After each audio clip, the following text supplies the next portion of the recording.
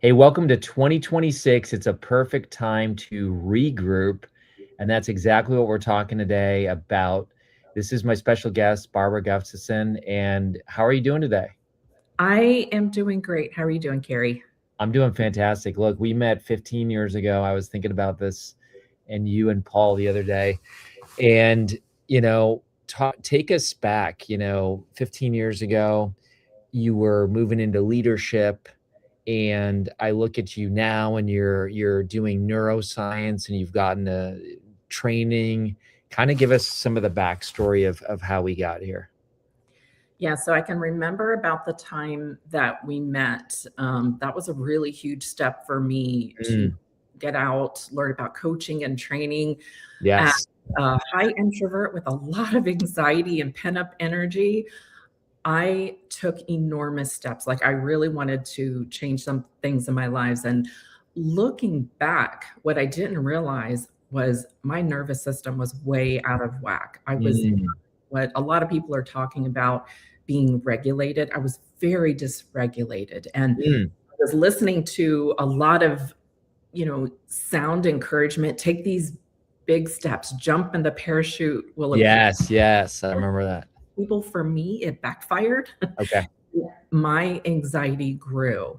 And I did not even know I had childhood related trauma. And so there was all these hidden things. Wow. And I was really frustrated with myself. I was like, look at all these other people growing.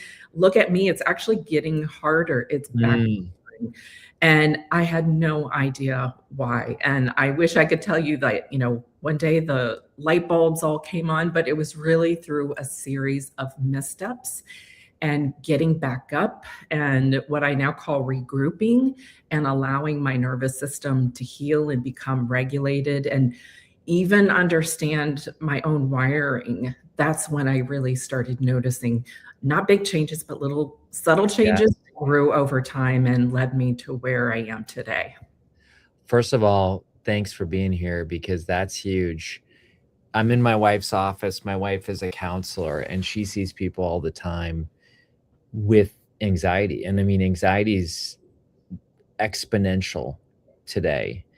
I think part of it's because, I mean, I believe in creation. I believe God created us. But a lot of stuff I've been paying attention to is that like the human species has not you could use the word evolve, but has not come to the place where we are equipped for all the inputs and distractions and pressures. And I mean, Barbara, you look at today, I once heard somebody say, we've always been jealous of our neighbor's backyard, but now we have 6 to 8 billion backyards that we can see on social media. I mean, you see what I'm talking about? Yeah, definitely. Definitely. There's a lot of noise. And I will say that I have been one who has been caught up in that and being an over perfectionist. Yeah, I think for me that made it harder. Just gotcha. I just was comparing myself. So I had to really come to terms with what I was thinking was not healthy for me, even at a Mm, biological level. And I had to be willing to look in the mirror. I had to be willing to step out of my busyness. yeah, But I realized looking back, that was a mask. Like I'm not against goal setting, achieving. I sure. think sometimes when we haven't dealt with certain things that we don't even know about, being busy can mask that. And I know, Carrie, you talk about how different ways people numb their pain, and that Yeah. for me. And for me, it was hiding behind different roles, even as a mother, to stay busy so I don't have to deal with this uncomfortable emotional pain. This is huge. I think super courageous, first of all. Folks, this book is going to set you free.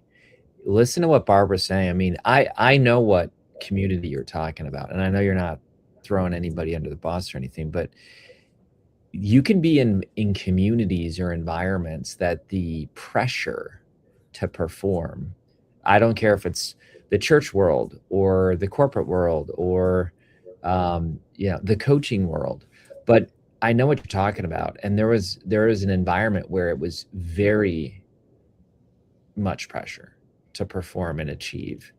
And you're saying that's what actually, correct me if I'm wrong, exposed the trauma or revealed it or said, hey, Barbara, you got to work on some stuff? Yes, and I will tell you, I look back and I see that as a gift, because if that never happened, I don't believe that I would be experiencing the freedom. And I was able to really use the phrase "set my soul on fire," and Mm, about, how that flame often wanes. Like when we discover, what we're created for, what gives us meaning, there's this excitement and passion, but mm, responsibility to keep that fire going. And I don't remember the quote. My husband's really good at things like this. yeah. This quote, I believe it's Abraham Lincoln. He talks about us lighting other people, Mm, candle. And sometimes when we go out, we can take our candle to someone else and be lit. So I'm that's good. grateful for the people that have been on my path that have lit my candle. But in the end, I'm responsible for keeping that lit. And when it wanes, I can make it brighter. And the good news is sometimes we feel that our spark has gone completely out. And I've Mm. felt that many times. The good news is, even if you feel like your spark has gone out, there's still something hidden in there that can be revived again. That is awesome. So you're in this environment, jump and build your wings on the way down, and all that was actually counterproductive. You see the trauma, you start working on it, you quote regroup, and that's where we are today. And I want to show people this incredible book. And as we go to this page here, first of all, love the cover. How to reset your mind to unlock hidden energy, enjoy productive peace. That's never heard that before. And feel like yourself again. And you have this incredible forward. The book just came out. You already have 24 reviews. Talk to us about the book. Like, is this a framework? Is this your journey? I love the productive piece. Feel like yourself. Kind of take us into the book. Yeah, so Regroup is a framework that I created mainly through life experience, but also through research that I've done on trauma-informed care, but also resilience. Mm. Hear a lot about trauma. What we don't hear a lot about is something called post-traumatic growth. And that Ooh. growth we can actually have while we have experienced trauma or we've had something in our past. So whenever we make an intention, and we hear that word a lot, be intentional, but there's actually science behind that. There's different steps, but making an intention is a decision right off the cuff. I'm going to change this path. And when we create an intention, you can move to different strategies and different pathways. And so for me, I was curious. Obviously I loved what I did, but I didn't like how I was showing up. Sometimes my mind would just go completely blank in the middle of a Yeah, presentation. I sure. was dealing with panic attacks. And mind you, I looked fine on the outside. I was very, very good at hiding it. And that's what I've found is, and this book is really for people who can hold it together. They have Mm. abilities, they have a big calling, and internally they may not be unraveling, but they're noticing a quiet waning of their spark, their fire, but they're also feeling overwhelmed, and there's all these overs that I talk about in the book. So we have good intentions to do things. We have great intentions to, Mm. but where I was getting stuck, and this is part of the framework, it's in the E, and it talks about energy as our fuel versus time management. We have these overs in our life. I was Mm. overcommitted. I was over giving. I was all these overs. So just that little Interesting. over was enough to send me and my nervous Mm. system over the edge in this. I would say most of the time, if I were honest, I was in flight. I was in flight or freeze. Oh, yeah. too. And so really understanding where I'm overdoing it. That's And so good. what I found, a little trick I had to learn how to hack my own brain was Yeah. it wasn't this, switch I had to flip. I didn't Mm. have from here.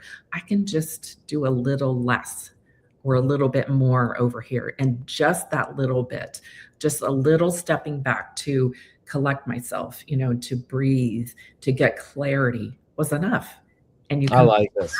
and it makes a huge difference. You literally start to retrain your brain, your nervous system to accept these little changes versus these big giant leaps. So good. Look at Michelle Chen. Love the setting of the soul on fire, taking care of our flame. She Mm. loves that. You have Tina from Scottsdale who says, I cannot wait to read this. She's jumping in from YouTube.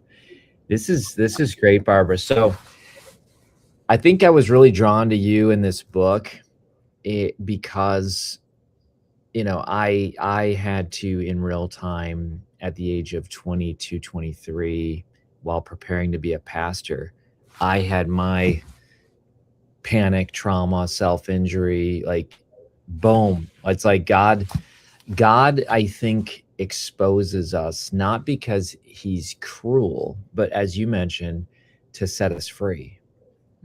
I mean, you said it was almost like a gift, even though like it wasn't fun at the time, but you look back and don't you think that that was your moment where all the symptoms started coming, but that's what led you to deal with the acute pain rather than continue to mask the chronic pain?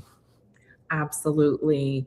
At the time, I was probably midway in my caregiving journey with dad. It was about a 15-year journey, a 3-year journey with my mom prior to that. Wow. So I was carrying all this hidden weight, which a lot of people do. They, do what they do on a normal workday, but then they have all these added responsibilities. Wow. And that hidden weight accumulates.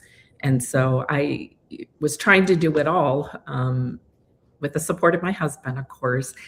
And with well intention, I was able to do it. I was able to, pull it off until Wow. I couldn't. And that's the thing I had to really learn. And I learned this through my mom, Mm, um, held things in until her death, but there is a cost of carrying mm. much that over. Wow. There is a Wow. cost to even listening too much if we don't allow ourselves to step back and heal and regroup. And so there was a cost on my health, there was a cost on my relationships, my marriage, and there was a cost of my peace. That's one of my biggest core values is peace. I didn't have that sense of inner peace. Mm, Really love though through all this, I personally feel like God was orchestrating and bringing around the people that I met in several communities who are today part of my support system, which I didn't have. I didn't see that back then. So I'm just I'm able to look back now. When you're going through it, doesn't feel it's hard to see because you're right in the details, you're in the midst. mm. But when you're able to step back and kind of look down at the big picture, that's when you can start to see the good too, even in the midst of chaos. That's powerful. So this regroup, I mean, we've heard that term, like, hey Yes. kids, let's regroup, or teams on the field. Hey guys, let's regroup. But what does regroup mean for you? I heard you start spelling out the E. Like, does regroup, it stands for something as well as it's a metaphor? What do you think? Yes, there's 7 different things that it stands for. And so Mm. for me, just big picture regroup, if you think of the military, when they're and we're sometimes they have to retreat and regroup to get their Ah, again, relook at their strategy. So for me, I need to step back to get my footing before I can actually reset.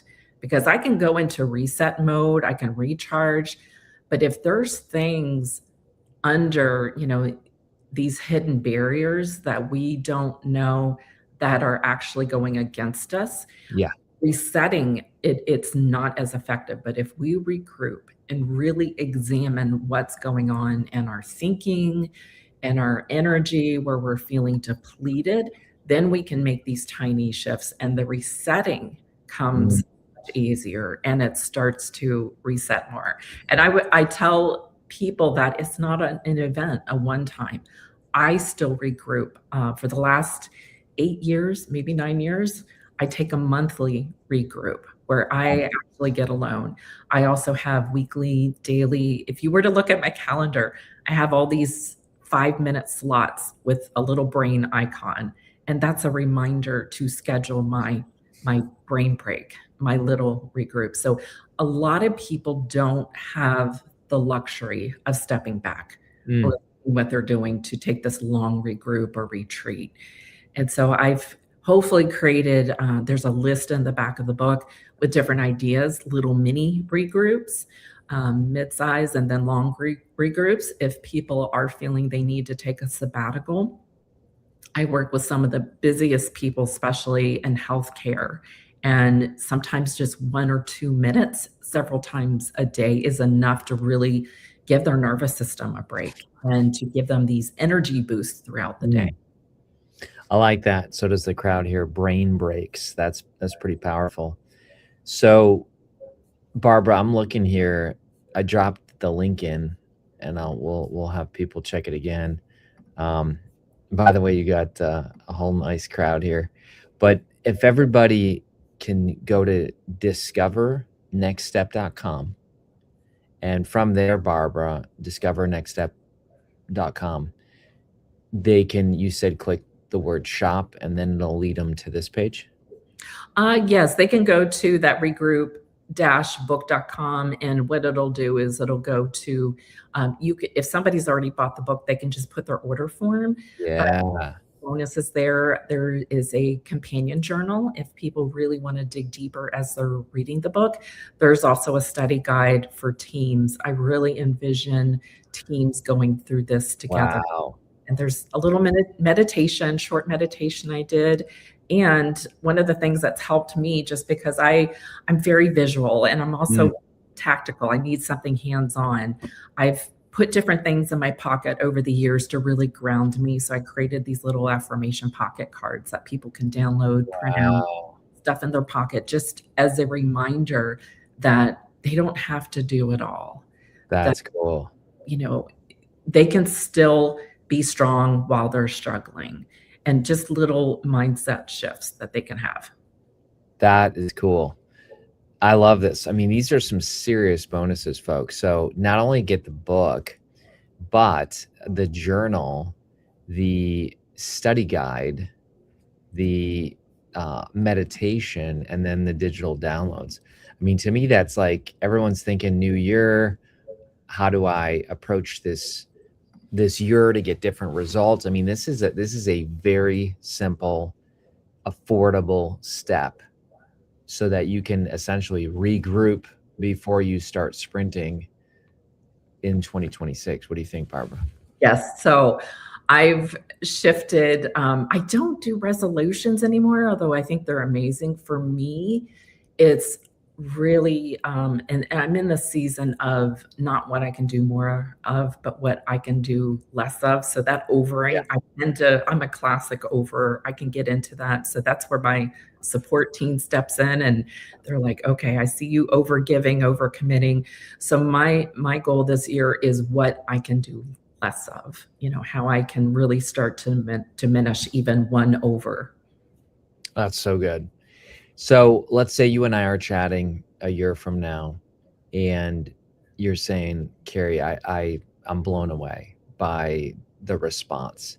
What do you think the response is that you're looking for? Like, what do you want to see in people? What do you want, whether it's outcomes or feedback, results?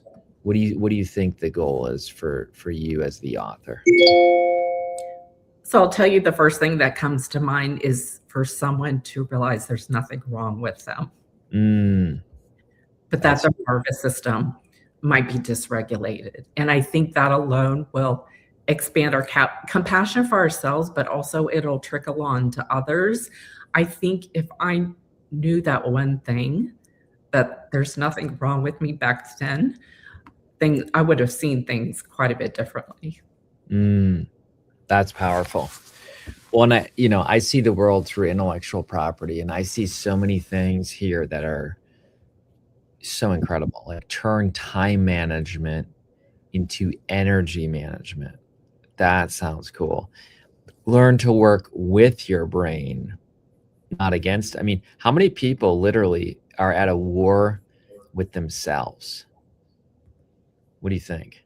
Yes, 100% yes, because that was me.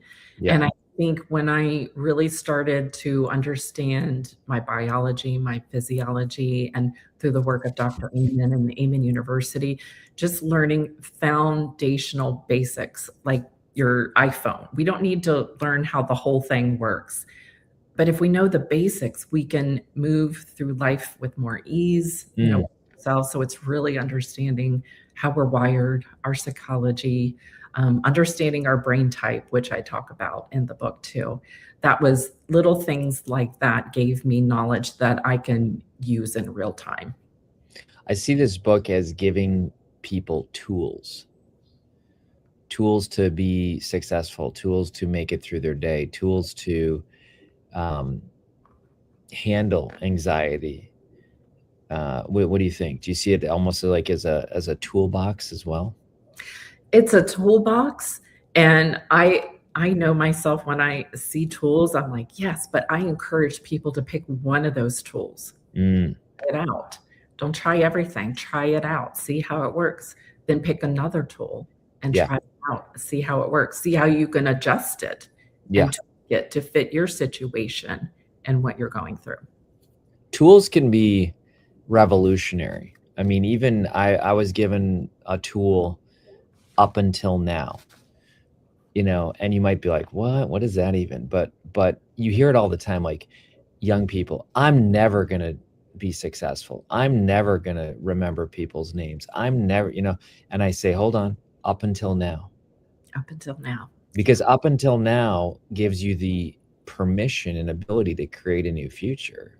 And I feel like with your book, just even some of the things I've read, it's almost like these little tools that, I mean, I'm just, even the subtitle, I'm like, oh my gosh, productive peace, feeling like how many people don't feel like themselves? They don't even know themselves. Do you think post Regroup, Barbara, it sounds like you have a high level now of self-awareness, whereas in the past you were masking self-awareness because it was too painful? Yes, absolutely. And my hope is when people read this and use it, they'll begin to find their footing again, but they'll also begin to release expectations of what their life should be like. Because through this caregiving season up until a couple of years ago, in fact, yesterday was the 2-year mark of my dad's passing. Wow. Till then, I really started to finally understand, this new footing and what my life could be like now. I had all these expectations, and so I had to be willing to let go of a lot of that and be open to what life could be like if I were to use these tools and let it flow more easily versus trying to force it in a certain direction. That is good. Oh my gosh, this is good. And I think you're resonating because Ellen here says that the grace to accept myself. Yes. I mean, I feel that that's in harmony with your book. Absolutely. And that has been a work in progress. And now that I'm really learning to accept myself and just own it and not apologizing for being any way, but just embracing who you are and who you were made. That's where I feel like I'm really stepping into this, because this even though was my story, it's also a message for others, because there's so many people silently struggling and not able to put language into what they're feeling or know why. So my hope is that this book can provide them the language, what they're experiencing, but the hope that they need to create that new path for them. Ah, that's so good. I see right now that it's in ebook, hardcover, soft cover. I didn't even ask you this. I'm putting you on the spot. Are you thinking of audio as well? Actually, yes, it is in production, and I was told it would be available by early Yeah, February, my understanding. Yeah. perfect.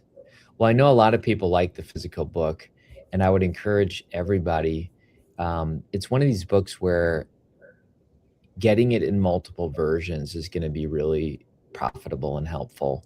I feel like the books that I really love, I get multiple versions because I just can go very deep. And this seems like a very deep book. I love the cover. I love the benefits here. Turn time management into untapped energy management. Reconnect with what fuels you. I mean, the book just feels like a spa treatment or something. Um, Almost like a pilgrimage.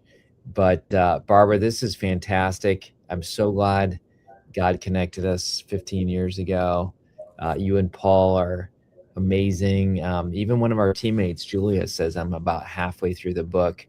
So it's an easy read.